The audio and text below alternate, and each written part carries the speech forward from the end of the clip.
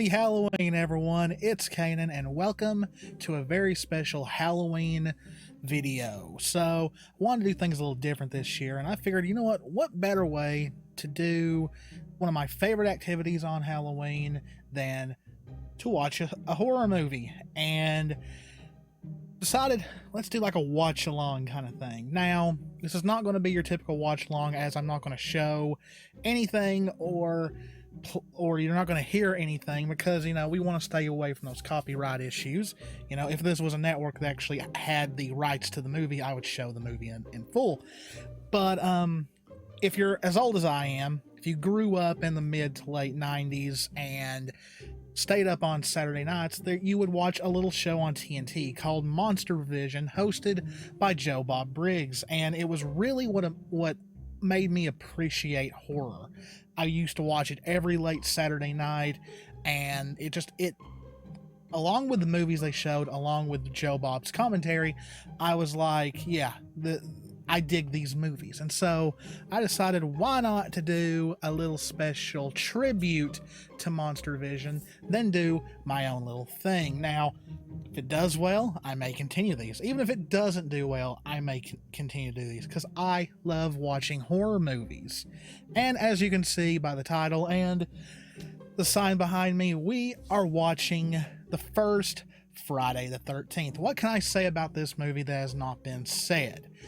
It came out during a time when people were starved for horror. It was 2 years since the first Halloween, and so even though Halloween was considered the very first big slasher film, Friday the 13th defined slasher film. It's pretty much what introduced what we would always come to expect in horror movies, and that is teens having sex, teens doing drugs, teens getting butchered. That is pretty much the big setup to what they did. And it was funny. This movie had one of the best advertising campaigns ever. If you were alive back then, you remember seeing the big logo coming close to the screen and shattering through what looked like glass. Funny thing is, when they were advertising this movie, they hadn't even finished the script.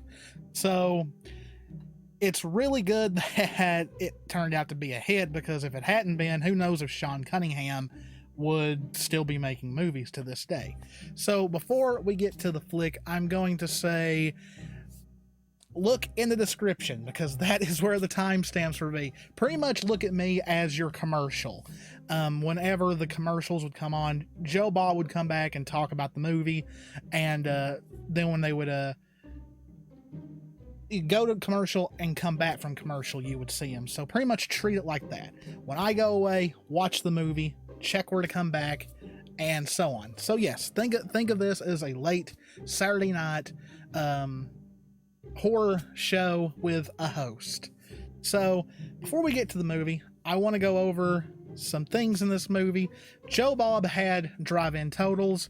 Well, I have horror achievements. And what we are looking at is 10 dead bodies, 1 sex scene, 3 throat slashings, 1 neck impaling, 1 face struck by an axe, 1 arrow impaling, strip monopoly, 1 Kevin Bacon, 1 stuck Jeep, 1 stabby knife, great music by the great Harry Manfredini, 4.5 stars. So it's funny, what made Halloween such a great film was you knew why Michael Myers was killing all these people. In this first movie, you have no idea. We have no idea who's doing the killing. And before you're sitting there thinking, I know who does all the killing of Friday the 13th, if it's because you've never seen this movie or have not seen it in a while, guess again, not in the first one. So let's get this going. Hope you guys enjoy it. I'll see you guys in the first break. Roll the flick. All right, we've got our cast of characters pretty much introduced. It's funny. The writers of the movie have fully come out and admitted that the movie was pretty much created to cash in and be a ripoff of Halloween. And I think that just shows how great Halloween really is, because this was 2 years after Halloween, which Halloween really is a much better film. but at the time, John Carpenter refused to do a sequel on it. And eventually, when he did Halloween 2, he hated that film. And so a lot of people were wanting the next big horror movie to come out. And so when this came out, it generated a lot of hype. And I believe it did about $59 million at the box office, which is pretty big for a horror movie. But you also got to remember, this was an independent film. This was a low-budget independent film back in the time at this time. So it done very, very well. It's also funny, the working title, or the original title of Friday the 13th, was going to be A Long Night at Camp Blood. I think if that had been the case, we wouldn't be here right now. I think it would have been a one-off, and you just never would have seen it. All right, so let's pick on Kevin Bacon here, because it's funny. Growing up in the 90s, there was, that's when Kevin Bacon really hit his stride. He was in Apollo 13, he was in all these other movies, Stir of Echoes. I have never once seen an interview where he talks about how his first real film was Friday the 13th. He tells everybody that his first film was Diner, and that's obviously not the case, as he plays Jack in this. So it's kind of a running thing with actors who hit the big time. They don't want to acknowledge when they really started their career in horror movies. Look at Johnny Depp in Nightmare on Elm Street. He barely mentions that movie. Jennifer Aniston, she was in the first Leprechaun movie. Does she talk about Leprechaun? No, she probably doesn't even talk to Warwick Davis or anything like that. So yeah, Kevin, you need to come up and just say, yes, I was in Friday the 13th. Also, what is interesting is that this film came out the 1st of May, and guess what came out later that month? The Shining. So hey, pretty big month for horror back in those days. But let me ask you this: which one was the most influential? You got one that was based off a book, and pretty much all they've done with it is one little sequel and a TV miniseries adaptation that is okay in some parts and not okay in a lot of parts, or a movie that spawned 9 sequels, a remake / reboot, and a crossover film. You be the judge of that. Also, does everyone notice the jean shorts the guys are wearing in this movie? Those were actually in for guys a long time ago. Not so much now. I kind of hope that's a fashion statement that never comes back, because, I don't know, you don't want to catch me in those really short jean shorts. They just don't work in a lot of ways. Also, notice how, besides that really weird banjo music when Kevin Bacon and the others show up, there's barely any music in this film. It's mostly when something not so good is about to happen. So yes, pay attention to that. There is literally barely any music in this film. Also, some honorable mentions of the cast. You got Adrienne King, who plays Alice. Very, very cute girl. She's even cute to this day. But it's funny, they originally wanted Sally Field to play Alice, but the problem is they couldn't afford her. So they went with mostly unknowns at that time. Also, the guy with no shirt and the coveralls and all that, Bill, that is Harry Crosby, the son of Bing Crosby. So you've got a pretty big name there. Plus, of course, you've got a future big name in Kevin Bacon. So hey, Friday the 13th had some star power, even though if they didn't know it at that time. So we've not gotten to any killing yet, but let's fix that really soon. Roll the film. It's funny. I sometimes wonder if Kevin would really admit he was in this film if it had, been received a little bit better. Because these films, you had kids who loved these kind of movies, and then you had parents and adults who panned these movies. So I think if this movie had the following it does now, he would have admit to it, but I think he's kind of embarrassed still to be like, oh, yeah, I was in that film. I don't know. I don't understand Kevin's thought process on this. It's a great movie. And the storm moves in as night falls. We're getting into the thick of it. Things are about to get a whole lot bloodier and gorier. So that first kill, poor little Annie, never made it to camp. You know, a lot of little campers' stomachs are going to go empty because the cook didn't show up. She is played by Robbie Morgan, who has went on record to saying that she is honored to be the first real true victim of the Friday the 13th series. Now, of course, at that time, no one knew that there'd be so many sequels after this.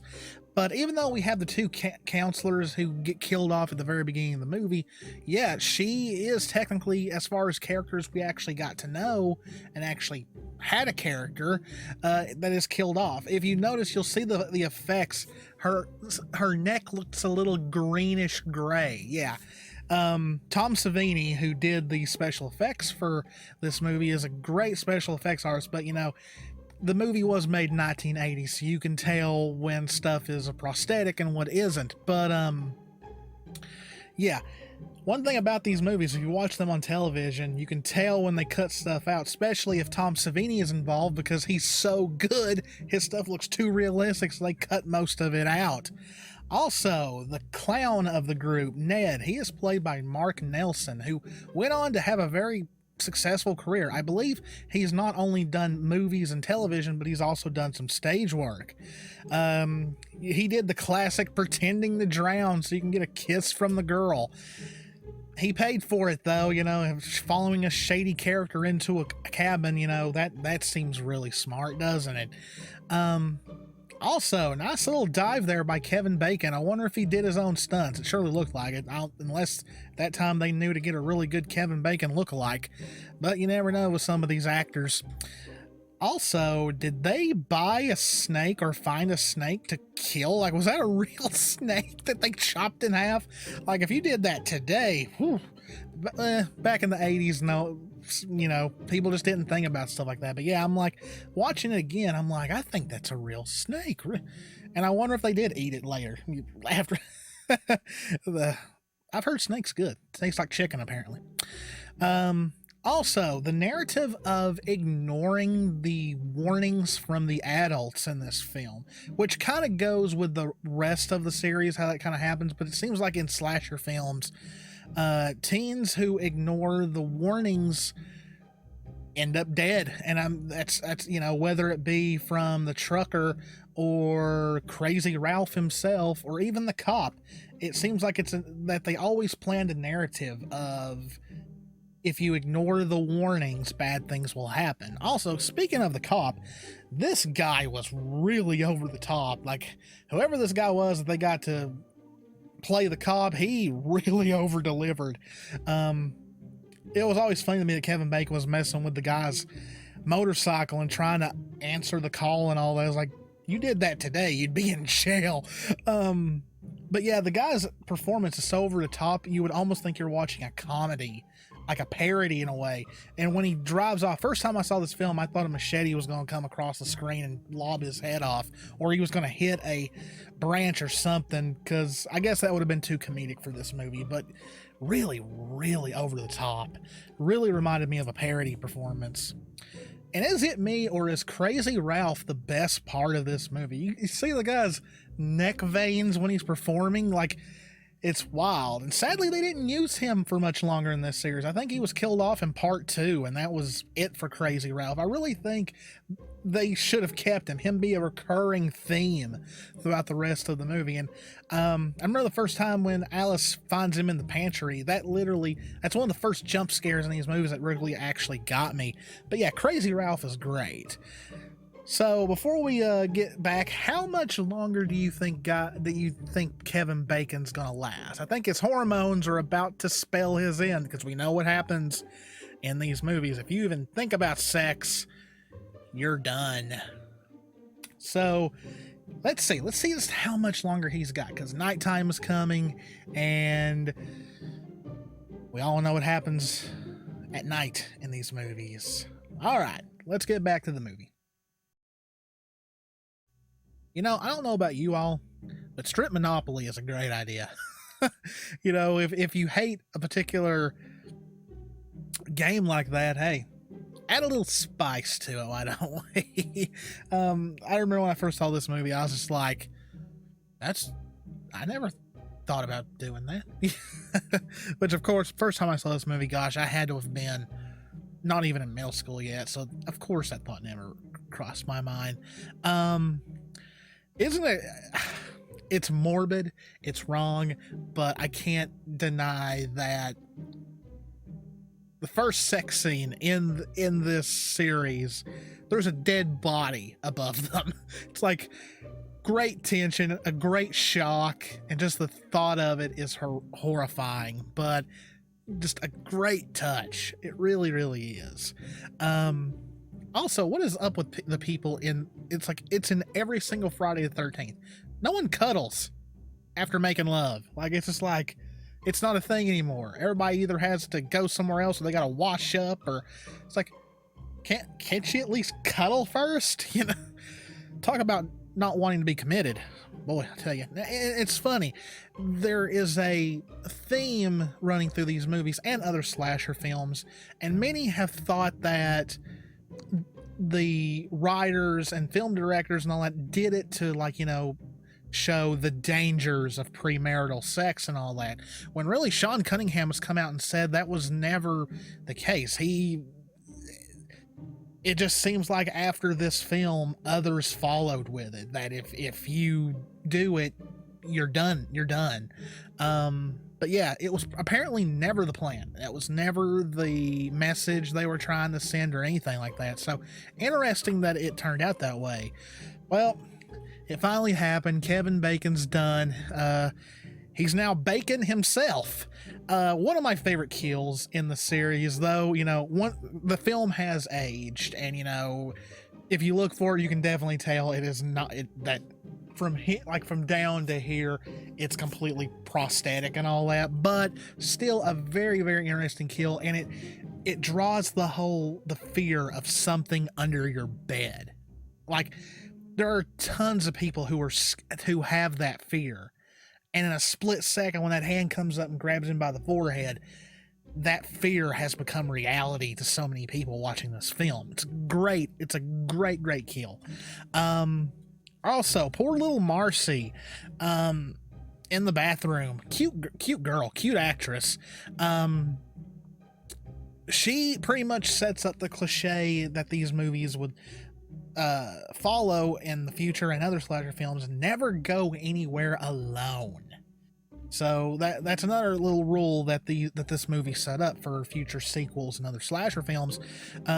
Great acts to the face, great work by Tom Savini, and like, you really get to see it better in the uncut version. But of course, if you watch it on television, there's like a 50-50 chance it'll be cut out. I've seen it included on television. I've seen it cut out. Censors, man, they just don't know when to quit. You know, like, you know, you think they would figure, oh, a lot of people know that this stuff is not real, but everyone's got to be the wet blanket at a party, you know. But boy, Steve Christy, I tell you, he said he was going to be back after lunch. Where's he been this whole time? It's nightfall.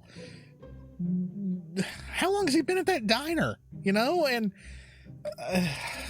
three of his counselors are dead, and he has no clue. Well, then again, nobody else knows. This also set up the whole thing where the characters have no idea their friends are being killed off one by one, and whoever survives doesn't learn it until the last 20 minutes of the movie.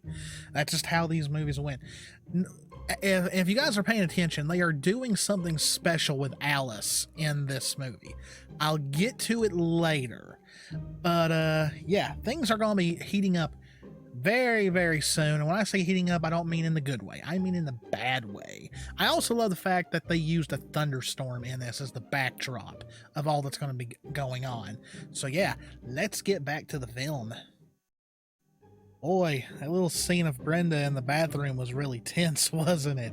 Especially when you see that hand gripping the curtain. It's like, what's gonna happen? That's probably one of the best edge of your seat tense moments in any of these films, because you just wonder if she's gonna get it here, or are they just trying to create suspense, but it pays off very well. Very suspenseful scene.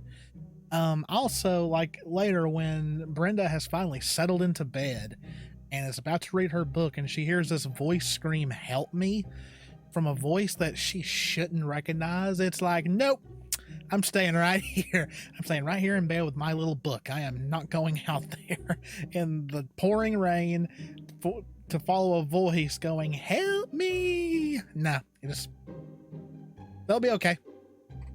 It's survival of the fittest at that point. Like, I'll stay in here. I'll barricade the windows and door. I ain't going out there. Yeah, like seriously. So also, Alice and Bill. So let's get this straight. They find a bloody axe. They can't find anyone. The phones don't work. The truck don't work. The power goes out. So what do? Alice lays down to take a nap. Bill decides to go check the generator.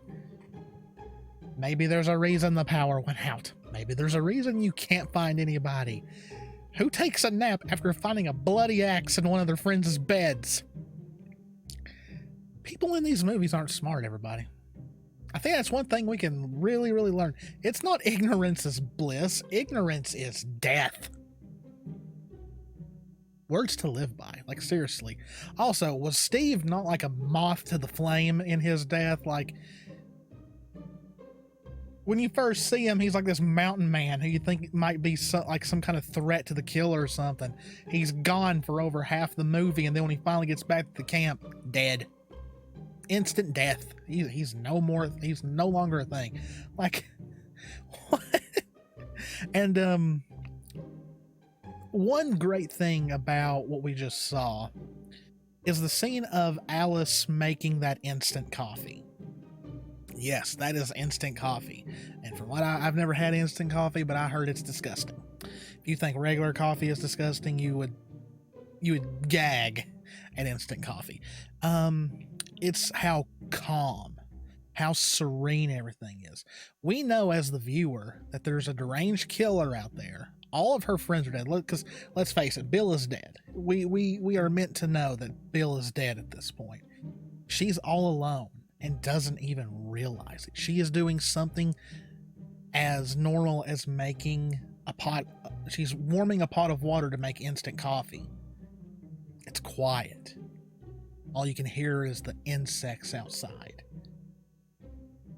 And all of her friends, are dead. It's a very well done, uncomfortable, creepy moment. And then the camera pans in on her before she decides to go out and look for Bill. So yeah, would not be a very good situation to be in. So this next scene is something else I really like. Alice heading toward the generator in the dark. You can hear her yelling for Bill.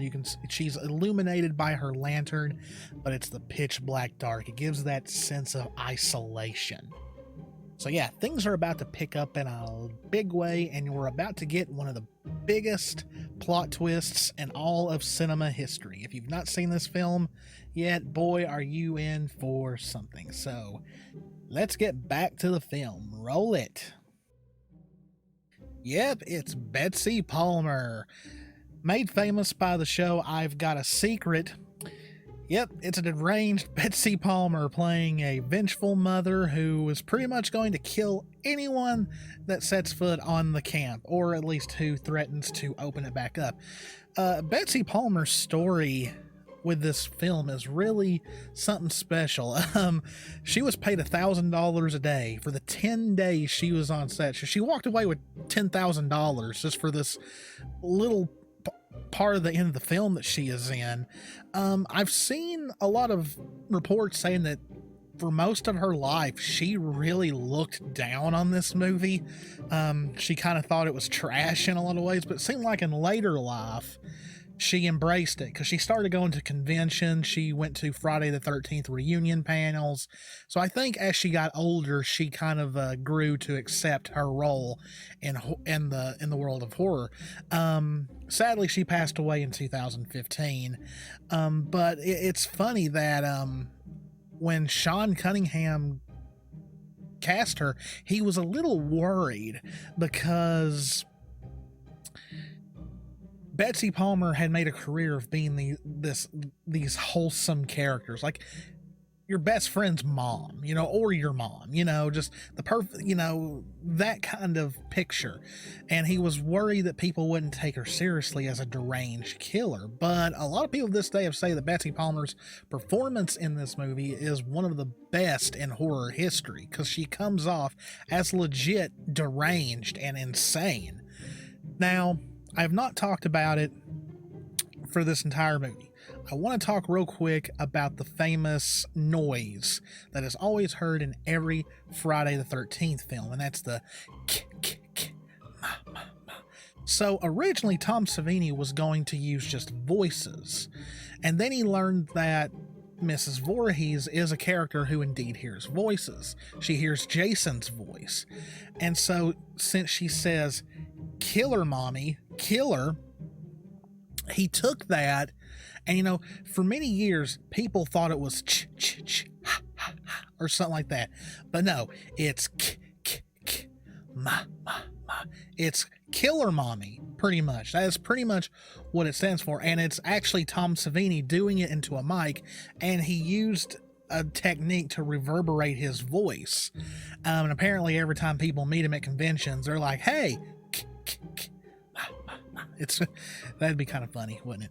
But so yeah, that is where the famous sound that is used in every single Friday the 13th film comes from. So one other thing I'll talk about, it'll be after the movie, is about the character of Alice and how she was portrayed in this movie compared to other final girls. 'Cause let's face it, she's the final girl at this point. But yeah, let's get to the exciting conclusion. Let's get to it. And that is a wrap. Hope you all didn't lose your heads. Oh boy, that never gets old. It's funny, during the little fight scene, every time I see parts where Betsy Palmer hits Adrian, it reminds me of a story that I read that when they were rehearsing the fight, because Betsy Palmer suggested that they rehearse the fight, she actually slapped Adrian King to the floor. And because Betsy had worked in stage, and whenever you're on stage, when you slap someone, you actually slap them because you got to get that delivery. And so apparently Adrian's laying there crying, like, yelling at Sean Cunningham that she actually slapped her, and Betsy Palmer was apparently like, "Well, yeah, of course I slapped you. When you got to get, it's got to be real." And apparently Sean Cunningham was like, "No, we don't hit people here, we miss them." So every time I see the fight between them, and every time Betsy Palmer slaps Alice, I'm reminded of that story. And that was Ari Laneman, who was the first person to ever play Jason. And it's funny because, once again, this movie was done with no thought of a sequel for the future, and apparently a lot of the people who came up with the movie hated that Jason became the antagonist as the series went on, because they say Jason is legit dead at the beginning of this movie, and he was supposed to be more of a victim than a villain. But people begged for sequels, and Jason was, they already killed Mrs. Voorhees, so Jason, of course, was the next one to come. And now, the biggest reason why Jason appears at the end of the video in Alice's dream is because Tom Savini had recently seen Carrie. And if you've seen that movie, you know about the famous hand coming out of the grave at the end of the movie, which is called one of the best jump scares of all time. And And he felt like they needed a moment like that. They needed a moment to make audiences jump out of their chairs. And he was like, let's bring Jason in. And so that is how, that's why Jason even appears to attack Alice at the, during her dream at the end of the film. And now, so a funny thing about Alice, you know, along with Laurie from Halloween, is one of the first, you know, final girls, the girl that lives. Now, as slasher films would go on, the final girl would be portrayed as innocent, you know, pure in a way. But it's funny, Alice and Laurie Strode, who Jamie Lee Curtis played in the original Halloween, and of course has played Laurie in other films in the Halloween series, they're not portrayed as pure. You know, both Laurie and Alice, as we see in this movie, partake in drugs. Alice was taking part in the strip monopoly. So horror movies and slasher films, you know, they built these cliches, you know, based off Halloween and Friday the 13th, but it was really later films that kind of built that. And when that was not the original film's intent at all. So it's always good to go back and watch this film along with the first Halloween and just look at where the building blocks for slasher films came from. So yes, I hope you guys enjoyed watching this with me on this Halloween night. I probably should have showed Halloween, but even though shot for shot, I think Halloween is a better film, Friday the 13th is just more entertaining in a lot of ways for me. So yeah, if you guys enjoyed it, I'll do it again. I'll, of course, do the first Halloween at some point, any of the other Friday the 13th films, or if you guys want me to do a particular film and give my thoughts on it, I can do that. So yeah, I'll have to come up with a name for this little series if I do continue it, but as of right now, this was just a nice little Monstervision inspired Halloween video for me to do with you guys. So hopefully if you watch this, hopefully you've got a copy of Friday the 13th that you can watch along with me. And I'm going to end it with famous words from Joe Bob Briggs, and that is, the drive-in will never die. As always, guys, this is Canaan. Me and Jess love you all very, very much. Stay safe out there. Take care of yourselves. Happy Halloween, and I'll see you in the next one. See ya.